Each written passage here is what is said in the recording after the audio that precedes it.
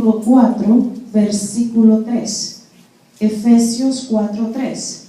Solícitos en guardar la unidad del Espíritu en el vínculo de la paz. Repitámoslo todos juntos. Solícitos en guardar la unidad del Espíritu en el vínculo de la paz. Señor, gracias por tu palabra, Señor. Ahora nos preparamos para sentarnos a tu mesa. Gracias por darnos la bienvenida, Señor. Gracias por esperarnos con ese banquete maravilloso, Dios. Ahora, Señor, queremos recibir tu consejo. Habla nuestro espíritu, Dios. Oh Espíritu Santo, y que tu palabra pueda llenar nuestros corazones, la necesidad que hay en nuestra alma en esta mañana, en esta tarde, oh Dios. En el nombre de Jesús nos ponemos en tus manos, Dios. Y háblanos, Señor, y ayúdanos a saciar la sed que hay en nuestra alma en esta hora. En el nombre de Jesús. Amén y amén. Dios demanda unidad. El tema de esta tarde. Dios demanda unidad. ¿Por qué Dios demanda unidad en este tiempo? Porque solamente con la unidad es que podemos funcionar mejor. En estos tiempos para el hombre natural es tan fácil proclamar unidad en todas partes, y más en este tiempo que se acerca la Navidad.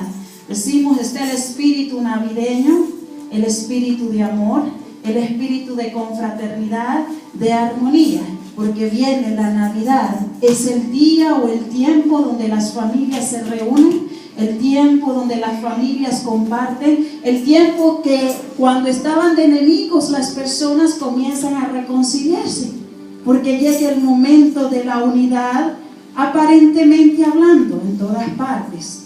Pero la realidad de las cosas es que en un salón puede haber un grupo grande de personas, pero eso no indica que están unidos, o que estén enlazados para seguir un mismo sentir, o estén en un mismo pensamiento. Como se dice allá afuera, juntos están, pero no están revueltos. Lo cierto es que la unidad demandada o solicitada por Dios de su pueblo no puede ser creada por ningún esfuerzo u organización humana. Solo puede ser creada por el Espíritu Santo de Dios, el único que genera en nosotros los seres humanos o los cristianos. El Espíritu Santo es el que genera en nosotros el querer como el hacer por la buena voluntad de Dios. En Filipenses capítulo 2, versículo 13, el apóstol Pablo le dice a esta iglesia: porque Dios es el que produce en vosotros el querer como el hacer por su buena voluntad. Dios en esta tarde quiere que reflexionemos acerca de esta gran demanda o solicitud de nuestro Dios de permanecer unidos por medio de su Espíritu. ¿Qué debe hacer la iglesia de Jesucristo en este tiempo para permanecer unidas como un pueblo? En primer lugar, el pueblo de Dios tiene que aprender a ser fieles a la verdad, crecer cada día en la plenitud de Cristo, dejando atrás el viejo hombre, como decía la canción: ahora en Cristo nueva criatura soy, las cosas viejas pasaron, he aquí todas son hechas nuevas. Segunda de Corintios lo declara muy claro, que dice: de modo que si alguno está en Cristo, nueva criatura es, las cosas viejas pasaron, he aquí todas vienen a ser hechas nuevas en Cristo Jesús. Venimos a ser nueva hechura en Cristo, para buenas obras, las cuales fueron preparadas de antemano por nuestro Señor. Eso lo habla Efesios capítulo 2, versículo 10. Cuando se vive en la plenitud de Cristo, es muy difícil de ser movido de lo que usted ha creído y de lo que yo he creído en el pasado. Lo cierto es que los que hemos creído en el Señor somos un solo cuerpo, pero también somos un solo espíritu en Él, porque tenemos un mismo Señor, tenemos una misma fe, tenemos un mismo bautismo, tenemos un mismo Dios y tenemos un Padre en común. Quiere decir que ninguno de ustedes tiene un Padre diferente al que yo tengo. Todos tienen el mismo Padre, todos tienen el mismo Señor, todos podemos ser bautizados en un mismo espíritu, todos somos bautizados en agua, todos tenemos los mismos derechos delante delante de la presencia de Dios. Aleluya. Vivir en la plenitud nos hace anhelar ser guiados por Cristo, porque Él es el que mantiene la unidad de su pueblo. El ejemplo más claro que nosotros podemos encontrar de la unidad es el funcionamiento del cuerpo humano, como está muy organizado en diferentes niveles jerarquizados. Por ejemplo, el nivel atómico. El nivel atómico del ser humano compone lo que es el hidrógeno, el nitrógeno, el oxígeno, los carbonos y los minerales. Tenemos el nivel molecular del ser humano, que está compuesto por el agua, las proteínas, los lípidos, los hidróxidos. Luego tenemos el nivel celular, es el intracelular y el extracelular. El nivel atómico del hombre, tejidos musculares, adiposo, óseo, piel, órganos y vísceras. El nivel del cuerpo íntegro, que habla de la masa corporal del hombre, el volumen, la densidad corporal, que hace que unos sean más flacos, otros más gordos, otros más altos, otros más pequeños. Está compuesto el ser humano de aparatos integrados por sistemas, los sistemas por órganos, los órganos por tejidos, los tejidos por células y las células por moléculas. Estos componen todo el cuerpo del ser humano que lo mantienen vivo. Los sistemas del cuerpo humano son 10 en general: el sistema nervioso, el musculoesquelético, circulatorio, respiratorio, gastrointestinal, tegumentario, urinario, reproductivo, inmune y endocrinno. Todos estos órganos del cuerpo o los sistemas del cuerpo, todos trabajan unidos entre sí y hacen que el cuerpo de la persona viva sin problemas. Tenemos también las extremidades superiores y las extremidades inferiores. Tenemos los 5 sentidos: la vista, el olfato, el gusto, el tacto.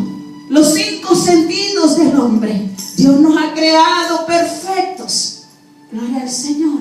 Y así como el cuerpo humano está compuesto de muchos miembros, nosotros también como iglesia somos un solo cuerpo. Por lo tanto debemos de estar organizados como el cuerpo humano, así como habla 1 de Corintios capítulo 12 versículo 12 al 31. Para lograr una organización debemos unir nuestras voluntades como iglesia, o lo que llamamos el libre albedrío, y someterlas a la orden de Dios y decirle al Señor: Señor, toma todo de mí, haz conmigo como tú quieras y no como yo quiera que sean las cosas. En una ocasión observamos al Señor Jesús allá en el Monte de los Olivos, cuando oraba a su Padre Celestial, cuando sabía que se le acercaba ese último momento de su ministerio en esta tierra. Y le dijo al Señor, al Padre, mientras oraba: Señor, haz que pase de mí esta copa. Señor, no como yo quiera, Padre mío, sino como tú quieras que sea pasada. Porque él sabía que en sus propias fuerzas humanas él no podía lograrlo, pero si tenía la fortaleza del Padre, pues entonces él alcanzaría a lograr el propósito de Dios en esta tierra, o de su Padre Celestial. El mismo Jesús, siendo Dios, le dijo a su Padre: que se haga tu voluntad. O sea, él tenía como ser humano un libre albedrío, nuestro Señor Jesús, pero sujetó su libre albedrío, o sujetó su voluntad a su Padre Celestial. De igual manera nosotros como iglesia, gloria al Señor, debemos rendirle al Señor todos. Vamos todos jalando, caminando por la misma dirección, sin desviar nuestra atención del propósito de Dios, o de lo que Dios quiere hacer el día de hoy con cada familia. Gloria al Señor. Como iglesia debemos de trabajar unidos y estar siempre interconectados, utilizando todos los regalos que Dios nos ha dado, como son las armas para podernos mantener vivos dentro de su obra. Y para estar vivos, estos regalos son aquellos dones del Espíritu que Dios le ha dado a su pueblo para ser edificados, para ser santificados, que son la palabra de sabiduría, de ciencia y conocimiento, la fe, la sanidad, el hacer milagros, las profecías, el discernimiento de espíritus, diversos géneros de lengua, interpretación de lenguas. Esos son los dones que Dios le ha dado a la iglesia. Pero para que los dones de Dios entre su pueblo se manifieste, el pueblo tiene que aprender o debe de permitir ser guiados por una sola cabeza, porque todos esos dones son dados por mí, el mismo Espíritu, repartiendo a cada uno de sus hijos como a Él mejor le parece. En una ocasión yo dije que Dios no le va a dar a alguien un don si Dios sabe que no lo va a saber administrar. Aunque lo tenga y tenga la capacidad y el talento, pero si el Señor sabe que tú no lo vas a saber administrar, entonces el Señor dice: préstame ese don y se lo voy a depositar a otro en otras manos, que yo sé que ellos lo van a saber administrar. Y Dios está buscando personas que estén dispuestas para servirle a Él y que estén dispuestos a administrar sus dones.